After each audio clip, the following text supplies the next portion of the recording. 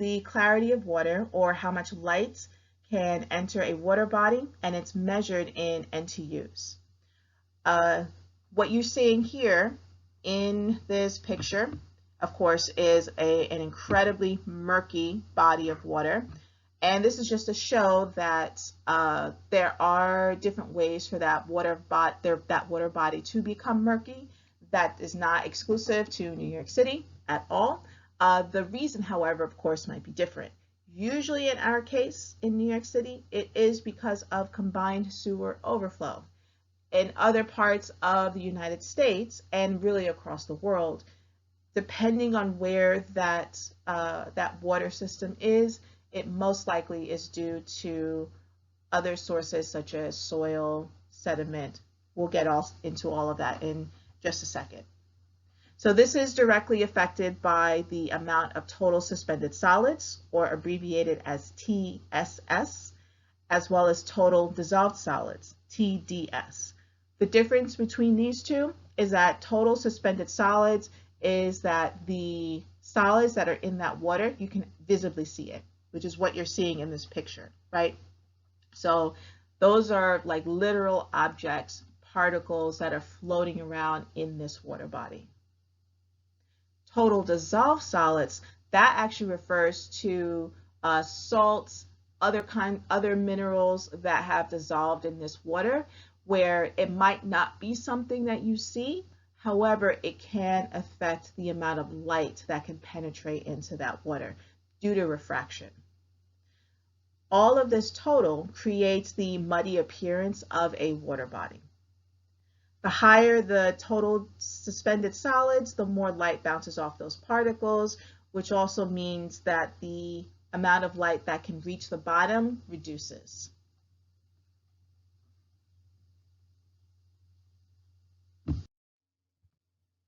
So those sources, I mentioned a couple in the previous slide, but to go a little bit further, some sources include sediment, algae, microorganisms, litter, eutrophication, and detritus, etc. As a reminder, detritus is the animal decay, and as well as plants both decay, their particles break up, and they can also be added as part of the total suspended solids. A thermocline can also appear even with turbidity, right? So what you're noticing here at this thermocline is that the suspended solids in this example can actually float at the top portion. Let me use a different color so you can actually see it. I will use, let's do yellow. Yellow should show up. So these total suspended solids, they are closer to the surface of that water. A lot of that really depends on its density, right? So remember that density is mass divided by the volume. So if the amount of mass is low, but the volume is high, great example is paper, then it's going to float closer to the surface of that water. And then vice versa.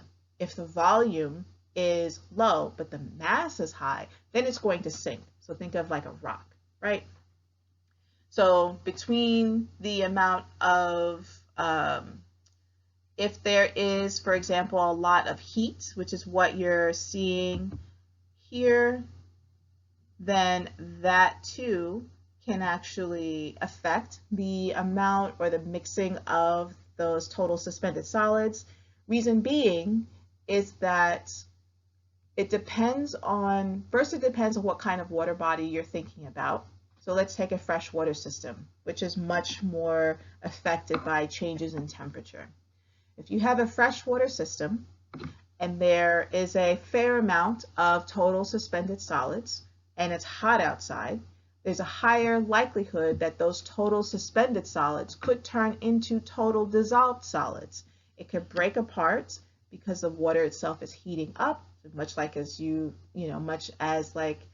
much as if you were to cook your food. It's almost as if those particles are being cooked. They break apart and can affect, they have a greater chance of being mixed within that water versus staying at the surface of that water.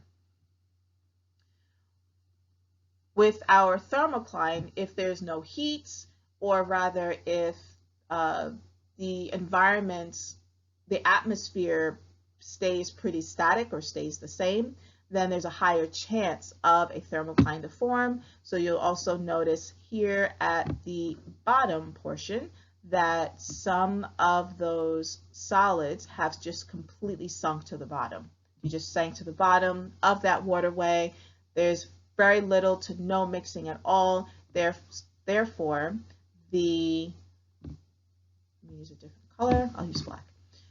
Therefore, this section of this water body here, there's less TDS as well as TSS.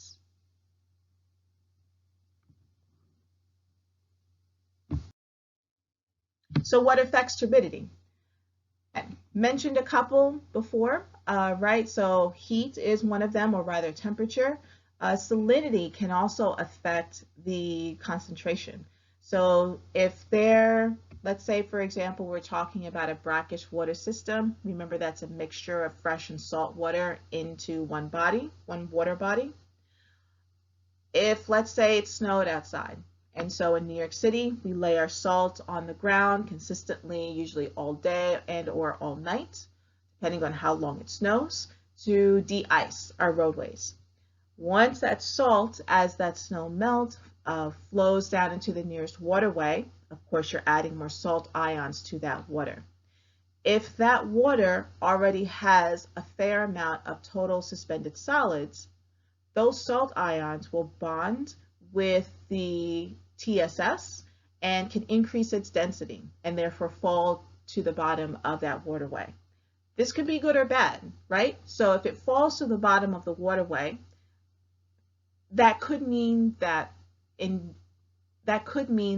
light could penetrate deeper down into that water, but it also depends on.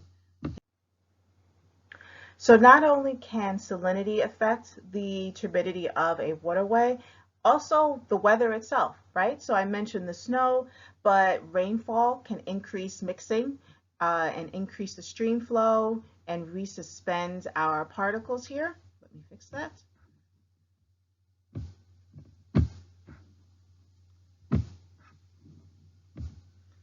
It could resuspend particles because you've increased, or the weather has increased the amount of water movement. And that's actually what is being shared here on our graph. So on one end, we have turbidity. On the other end, we have stream flow. So a couple of things to note when reading this graph. Yes. So we notice, for example, let's take a look at the colors. We have this lightish green right here, and that you want to match that with the graph that you see here.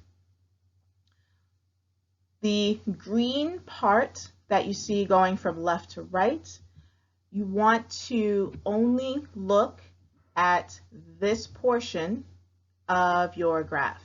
That's the only side that that green measurement is showing you or corresponds with. Here, on the other side, we have our stream flow, which is in blue. Once you look at the blue data that's shown here on this graph, you only need to connect that information with this part of your chart here, the stream flow. This stream flow is in cubic feet per second.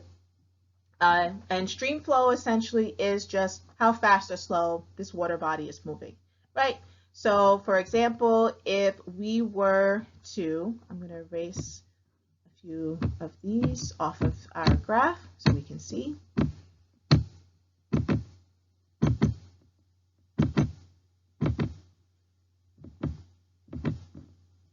Great. Okay. So let's say, for example, we are going to take a look at let's take something that's pretty close, right? So let's take a look at this point right here. This point corresponds to this part right here. Most likely that's probably maybe just under 500 cubic feet per second. Remember, it's going from 100 to 1,000, so you want to take something that's right in the middle. And whereas with the turbidity, let's pick a fairly simple, let's go with here, even though it's a little difficult to see it. The peak of this part of the turbidity, it corresponds with this side here of our graph. It's not a straight line.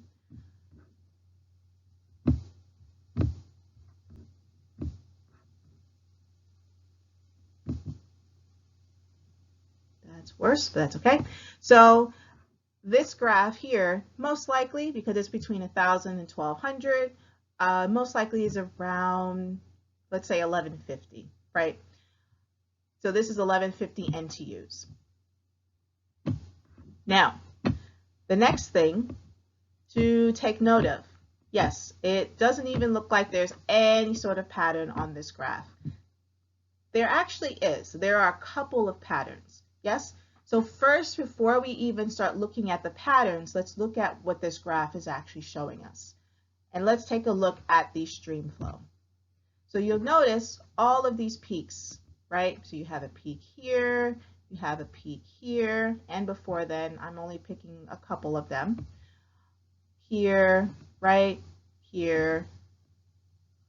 And you also have some troughs or some valleys, yes? So you have a valley here, for example, another valley right here, and another one, another big one here. These peaks and valleys, or peaks and troughs, what they are telling you is how fast or slow that water body is moving. So let's say, picture a river, and that river is flowing, it's flowing downstream. That river is not going to just flow uniformly downstream. Reason being, there's aquatic life, there's fish, there's plants, there's rocks, debris could fly in there. That will all disrupt how fast or slow that water is moving, right? And so the peaks mean that there's an increase in speed, which means that most likely there aren't any blocks that are in the way to slow the speed. And then, of course, there's troughs, right? So the troughs I mentioned before, these valleys here, most likely something got in the way, or that's just the ebb and flow if it crashed into another part of that water.